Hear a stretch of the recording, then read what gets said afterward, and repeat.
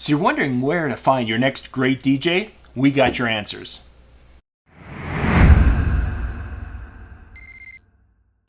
Good evening, ladies and gentlemen. Welcome to another Industry Chat Night. Tonight we're going to be talking about finding that next staff person for your company. And I'm joined tonight with Jeremy Landby. Good evening, Jeremy. Good evening. How are you, John? We're doing well. We are here together, which doesn't happen unless we're at a trade show too. Exactly. Yeah. So thanks for joining me here tonight. You bet. Now, one of the questions that we're seeing online is people wondering where they're going to find, where do I find DJs? Sure. And we both have done a lot of high school dances over the years. We have. And it's that time of the year again, so we're getting into that mix. But this is kind of an area where, as I look back, where I found probably my best DJs has come from doing high school dances. Sure, yeah. What has your experience been with that? Recently, let's say, I'm going to bring us back a couple of years. Okay. So 4 years ago, we did a lot of our own dance parties where we'd rent out a hall, we'd get the correct insurance, obviously, and do our own dance party. And because of that, we had exposure, and good exposure, with a lot of the local teens, a lot of the local high school kids. Sure. And out of doing those dances and having anywhere between 100 and maybe 150 kids through the door every other month, we'd get to know these kids pretty well. Right. And they'd say, God, how do we get a job and work for you guys? This is awesome. We love this stuff. Well, there's a lot more to it than just what you see, the glitz and glamour of the DJing part of it. For sure. There's the setup, there's the takedown, there's the getting everything loaded into trailers. As you know. And of course, those kids are seeing you from, it's an 8 to 11 dance. They're seeing you from 8:30 to 10:30 or something, and they're thinking, wow, it's great. It's always fun. It's never an empty dance floor. Nothing like that. As everyone knows at home. So what I did is I selected probably the 8 that were the most interested. And I said, show up at 4 o'clock and we'll take a look at kind of the behind the scenes and how we do things, and we'll see if this is something that you enjoy. So I took them all in, and out of the 8, 6 showed up. Right. And out of the 6, 4 worked out. And we went step by step and how everything worked out, and the setup and the takedown and selling of drinks and things at dances like that we were doing at the time. And it worked out well. Sure. And out of those 4, I have 2 that work for me today. Yep, and that was 3-4 years ago. And of course, you're needing a lot of people, because you've got, not only do you have this setup of a larger system with large lights and sound, but you've got different things like maybe you mentioned concession stand. You've got maybe a product table. I mean, you need a lot of people with that. Yeah, and I've got people working the door as well. So for ticket sales and things like that. Obviously, I want an adult at the door, and I want maybe a staff of a student, putting on wristbands, something like that. And to run concessions, same thing. A student would be just fine. And then the setup and takedown, it's nice to have that amount of people to put on a show like that. Yeah, for sure. So any given maybe Thursday, Friday, Saturday night, a lot of times during Thanksgiving weekend, day before Thanksgiving, we'll throw on a big dance party for the kids, and we'll get a couple hundred kids there.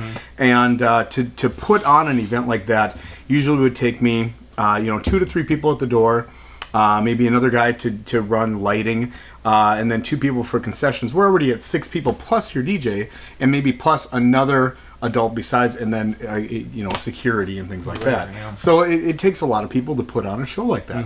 Now, looking at high schools, most of my shows are pretty large. I like to take an assistant with at least to every high school dance, possibly even 2, depending on how big that show is. Right.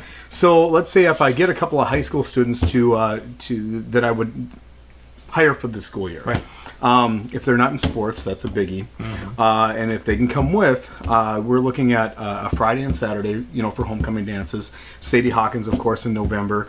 Holiday dances in December, and then getting into your Snowfest dances, and then, of course, your proms. Yeah.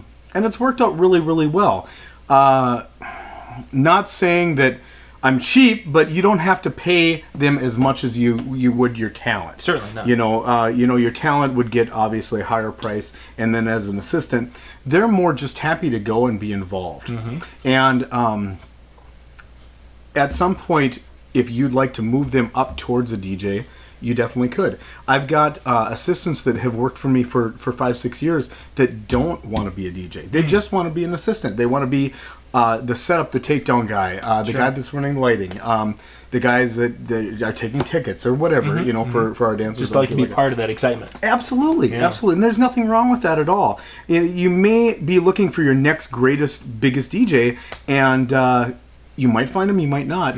But just to have a couple extra assistants with you on your staff, it's huge. Oh, for sure. Someone that is reliable and you can trust. And absolutely. And I think that's really kind of a cool thing when you mention that you invite these kids and they're not doing glamorous jobs. And no, sometimes those are the kids that, if they're going to show up, then you've got someone who's... Then you've got somebody that you can trust. Yeah. Yeah, and that's the biggest thing. I've had a lot of teens where they'll call last minute, and I got something going on tonight, or they'll never return a telephone call. Then you can find the ones that you can kind of weed through and find the people that you want on your staff. I'm a little bit of an older guy, I'm a little over 40, and for me to come up to a high school student, maybe even especially a girl, and say, would you be interested? It's a little weird. Yeah. And I wouldn't recommend doing that if you're doing high schools. Schools would frown upon that as well. Yeah. But if you got a student or two that seem interested in what you're doing, and just maybe poke the question and just say, we're looking for help every once in a while. If you'd be interested, here's my card, here's my number. Give me a call. We have an event next weekend. Let's say another homecoming at a different school, and I'm looking for a couple extra people to come with. That might be an opportunity for them to say, that sounds great. Let's try that.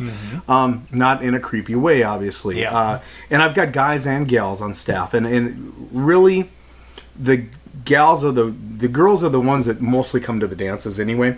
Right now, I've got some, not 7th and 8th, excuse me, some 9th and 10th grade girls, 2 girls that are going to be juniors that are really interested in helping out this fall. Great idea. Except they're in sports, and it just doesn't really work for their sports schedules.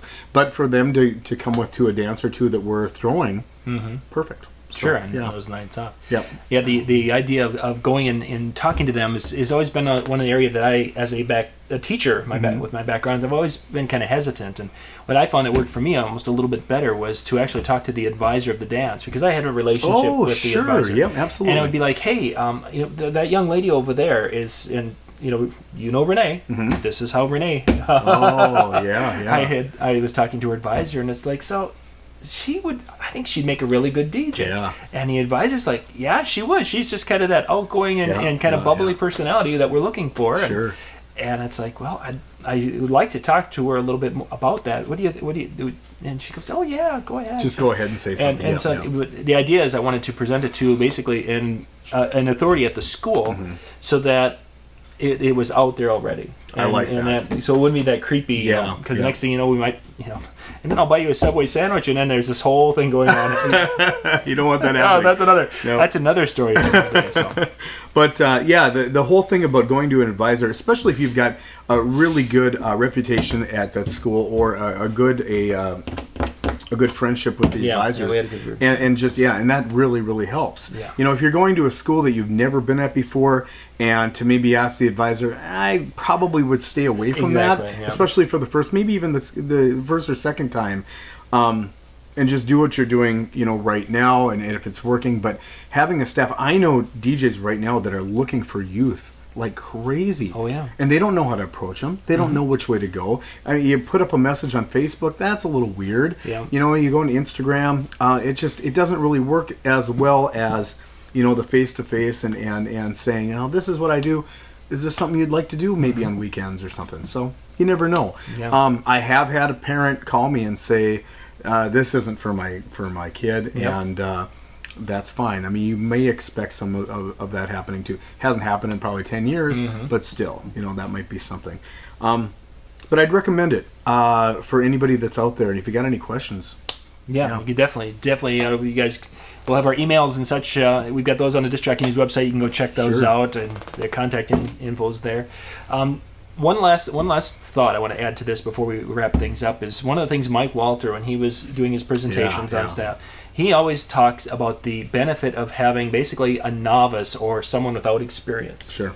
And I think that's probably one of the things that makes the teens out there really, as from a multi-system owner, what makes them attractive is that they don't have the bad habits, and they don't have all this, and they don't have, in some cases, some of the baggage, i.e.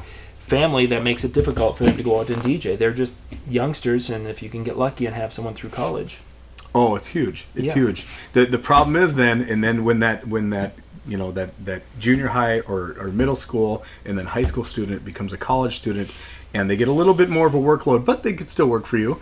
And then they, you know, get around 23, 24, 25 years old, and they get interested in possibly getting married and having a family.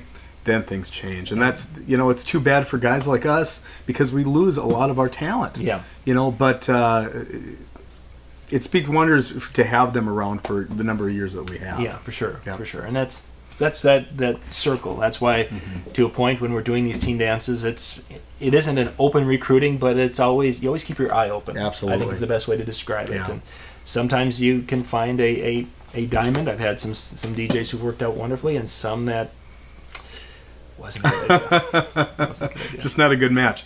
So like I said, definitely give this a try. You might find your next best DJ by doing something like this. And, you know, don't make it too... you don't want to come on strong, but, you know, test the waters. If you have another youth or another two youth that work for you already, it could be a real good opening gate for other youth to come in and work with you. So, just an idea. Yeah, for sure, for sure. And it's definitely a different world working with teens than it is with 20-year-olds. Oh, absolutely. Yeah. So, it's one of those things that's it's a struggle at times, but there could be a reward with it. They're really good. So, and I'd recommend it. All of my talent in the past 10 years have come with getting to know teens that have turned in, you know, to their 20s, and they've been wonderful staff members. Yeah. So good stuff. Yeah. For those of you out there, if this is something that you have some thoughts or ideas on, we'd love to hear what you think about this concept of getting teens to work into your multi-systems company. Put your comments down below. Share some of your experiences you've had, because you guys are experiencing things in different markets and different areas. I mean, we're in the upper Midwest. You might have a completely different take, and we want to hear what your thoughts are. So put those in the comments down below. If this is your first time of watching one of our videos, what you need to do is be a person who can hit this link right here. This is our subscribe link right here. You can hit that link, and that'll take you to subscribing to our Disc Jockey News YouTube channel, so you can keep up to date on all the latest videos that we release each and every, sometimes day, sometimes 5-6 a week. Whatever we do, click that right there, and you'll get there. Jeremy, thank you, sir. You bet, John. We're going to get things wrapped up here and get on to our next recording, because we've got more stuff coming up for you guys. Thank you for watching. Once again, if you liked the video, click the thumbs up down below. Comments down below. This is John Young with the Disc Jockey News, and Jeremy Landby from the Disc Jockey News also. Hey. Have a good night. Have a good night.